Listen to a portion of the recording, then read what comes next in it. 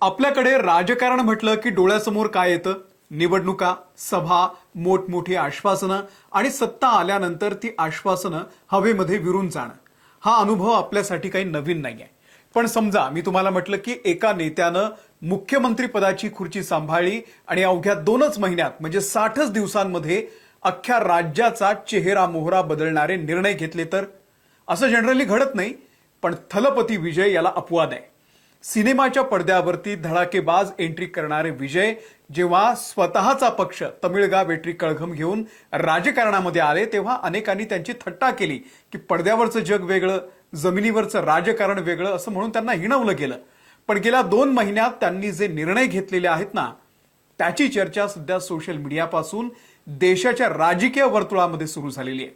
आज आपण या व्हिडिओमध्ये थलपती विजय यांच्या 2 महिन्यांच्या कार्यकाळातील त्या सर्व धडाकेबाज निर्णयांचा लेखाजोखा पाहणार आहोत.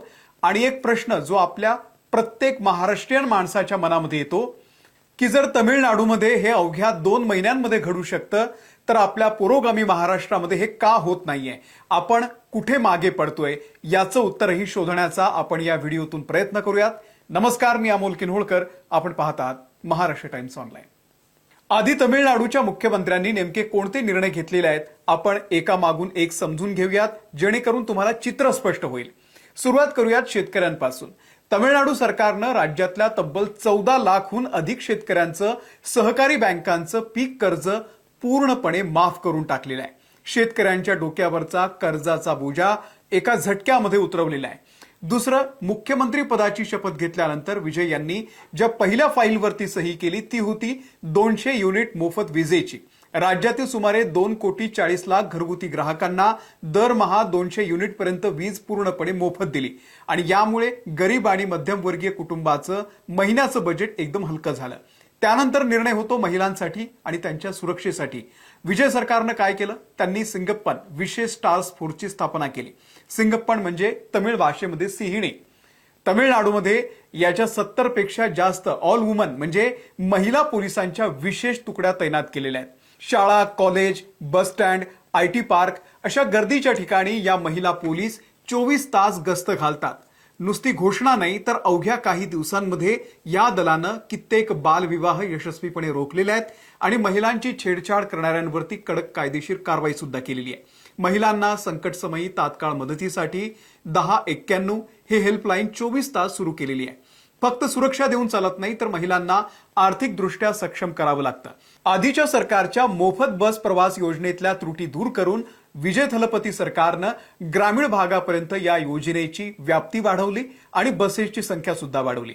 इतकंच नाही तर थलपती विवाह सहाय्य योजना आणून आर्थिकदृष्ट्या गरीब कुटुंबातल्या मुलींच्या लग्नासाठी 8 ग्राम सोनं आणि एक सिल्क साडी मोफत देण्याचा निर्णय घेतला. सोबतच कुटुंबातील महिला प्रमुखाला स्वावलंबी बनवण्यासाठी दरमहा निश्चित आर्थिक भत्ता थेट बँक खात्यामध्ये जमा करणं सुरू केलंय. तिसरं आणि अत्यंत महत्वाचं काम आहे आरोग्य सुविधांच्या संदर्भामध्ये. सरकारी रुग्णालयामध्ये गेल्यावरती गरिबांचे होणारे हाल आपल्या सगळ्यांना माहिती आहेत. विजय थलपती यांनी तिथे थेट प्रशासकीय पाऊल उचललेलं आहे.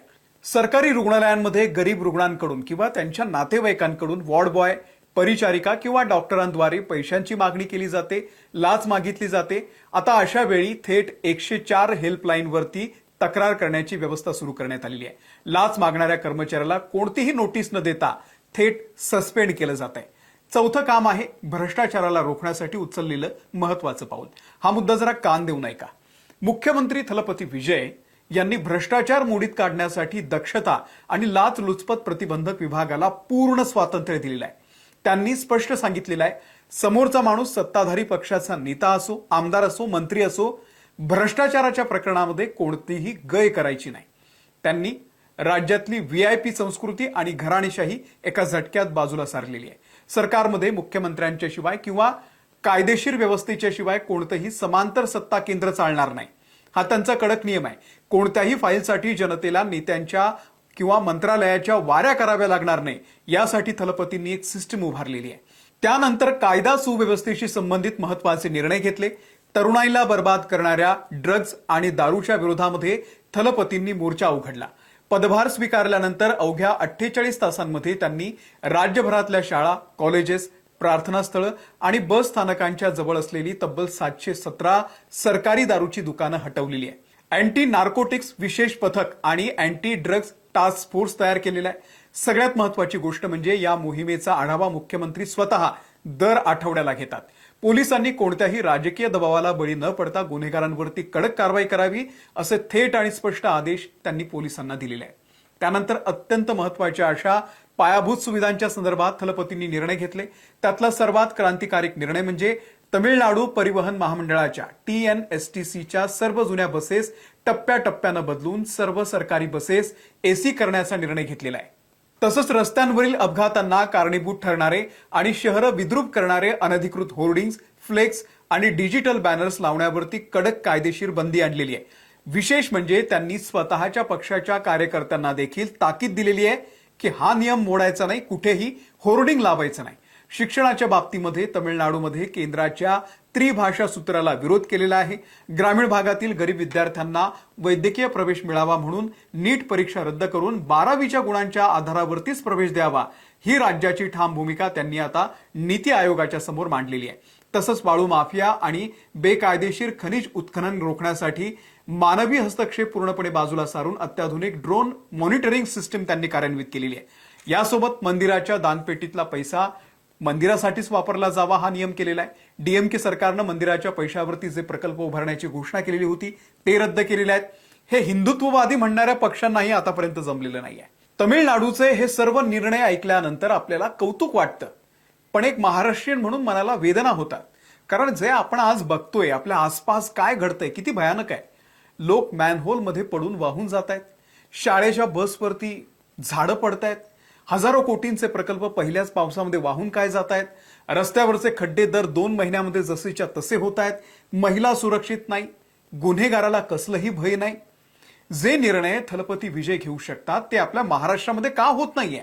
आपला महाराष्ट्र जो एकेकाळी देशाचं आर्थिक आणि वैचारिक अशा प्रकारचं नेतृत्व करायचा, तो आज कुठे चाललाय? आज हा पक्ष फुटतोय, उद्या तो पक्ष फुटतोय. सकाळी एक मुख्यमंत्री शपथ घेतो, रात्री दुसराच गट तयार होतो. आमदारांची फोडाफोडी, पक्ष बदलणं, चिन्हांची लढाई, यातच अख्ख्या राज्याचा वेळ चाललेला आहे. जेव्हा सरकार टिकवण्यासाठी नेत्यांना 24 तास रिसॉर्ट पॉलिटिक्स आणि दिल्लीच्या वाऱ्या कराव्या लागतात, तेव्हा ते जनतेसाठी असे दीर्घकालीन आणि धाडसी निर्णय कधी घेणार आहेत? महाराष्ट्रामध्ये नेत्यांचं संपूर्ण लक्ष आपलं सरकार कसं टिकवायचं, दुसऱ्यांचं कसं पाडायचं यावरती केंद्रित आहे. आणि त्यामुळे संपूर्ण प्रशासकीय यंत्रणा खिळखिळी झालेली आहे आणि आपला महाराष्ट्र विकासाच्या शर्यतीमध्ये मागे पडत चाललेला आहे. मंत्रालयातल्या फाईल हलवण्यापासून ते स्थानिक शासकीय कार्यालयांपर्यंत लाच दिल्याशिवाय काम होत नाही. जेव्हा राज्याचे प्रमुख आणि मंत्री स्वतःच भ्रष्टाचाराच्या वेगवेगळ्या आरोपांनी वेढलेले असतात, तेव्हा ते प्रशासनाला झिरो टॉलरन्सचे आदेश देण्याची नैतिक हिंमत सुद्धा दाखवू शकत नाही. तमिळनाडूचे मुख्यमंत्री म्हणतात कोणीही समांतर सत्ता केंद्र बनणार नाही. पण महाराष्ट्रामध्ये आपल्याकडे प्रत्येक गल्लीमध्ये एक भाई असतो, मतदारसंघामध्ये एक भाऊ असतो, ताई असतो, साहेब असतात आणि प्रत्येक जिल्ह्यामध्ये एक महाराज तयार झालेला आहे. सत्ताधारी पक्षाचे आमदार पोलिसांना ठाण्यामध्ये जाऊन धमकावतानाचे व्हिडिओ आपण बघितले. नगरसेवक जाऊन कुठेतरी रुग्णालयामध्ये मारहाण करतायत, सरकारी अधिकाऱ्यांवरती जाहीरपणे हात उचलल्याच्या घटना घडतायत. नगरसेवक आणि आमदारांची भाषा इतकी अरिरावीची, मगरुरीची, दादागिरीची झालेली आहे की सामान्य माणसाला न्याय मागताना आता भीती वाटतेय. इथे कायद्याचं राज्य चालण्याच्या ऐवजी या स्थानिक नेत्यांच्या मर्जीचं समांतर सत्ता केंद्र चालतं. घराणेशाही इतकी घट्ट रुजलेली आहे की तरुणांना राजकारणामध्ये पुढे जाण्यास वावच नाहीये. महाराष्ट्रामध्ये विशेषतः मुंबई, पुणे, ठाण्यासारख्या शहरांमध्ये काय अवस्था आहे? वाढदिवसाचे, सणासुदीचे, पक्षाचे बेकायदेशीर फ्लेक्स आणि बॅनर हे लावल्याशिवाय नेत्यांना जेवणच पचत नाही. काही महिन्यांपूर्वी मुंबईमध्ये झालेली मोठी होर्डिंगची दुर्घटना आपण कशी विसरलो? निष्पाप लोकांचे जीव जात आहेत, तरीही शहराचं विद्रुपीकरण आणि अनधिकृत होर्डिंग थांबलेले नाहीये. कारण या होर्डिंग माफियांचे धागेदोरे राजकीय नेत्यांच्या खिशांपर्यंत आहेत. ग्रामीण भागामध्ये वाळू माफिया इतके निर्धावलेले आहेत की थेट तहसीलदार आणि पोलीस अधिकाऱ्यांच्या अंगावरती गाड्या घालतात. तमिळनाडूमध्ये 2 महिन्यांचं थलपती विजय यांचं सरकार, त्यांचे निर्णय आणि आपल्या राज्यातली सध्याची परिस्थिती, हा फक्त 2 राज्यांचा फरक नाहीये. हा फरक आहे राजकीय इच्छेचा, पॉलिटिकल विलचा. जर एखाद्या नेत्याला खरोखरच जनतेची सेवा करायची असेल तर तो 2 महिन्यातही चमत्कार घडवून आणू शकतो. हे थलपती विजय यांनी सिद्ध केलेलं आहे. आपल्या महाराष्ट्रामध्ये छत्रपती शिवाजी महाराज, राजर्षी शाहू महाराज, महात्मा फुले, डॉक्टर बाबासाहेब आंबेडकर यांचा वैचारिक वारसा आहे. हा महाराष्ट्र देशाला दिशा दाखवणारा महाराष्ट्र आहे. मग आज आपला महाराष्ट्र या फोडाफोडीच्या राजकारणामध्ये, लाचखोरीमध्ये, लोकप्रतिनिधींच्या अरेरावीमध्ये आणि माफिया राजच्या चिखलामध्ये का रुतून बसलेला आहे याचा विचार करण्याची वेळ आलेली आहे. तुम्हाला नेमकं काय वाटतंय? तमिळनाडूच्या मुख्यमंत्र्यांचा हा सिंगप्पन फोर्स, 200 युनिट मोफत वीज आणि भ्रष्टाचाराच्या विरोधामध्ये झिरो टॉलरन्स हा पॅटर्न महाराष्ट्रामध्ये लागू झाला पाहिजे का? आणि महाराष्ट्रातल्या या फोडाफोडीच्या राजकारणावरती तुमचं नेमकं काय मत आहे? आम्हाला खाली कमेंट बॉक्समध्ये नक्की सांगा.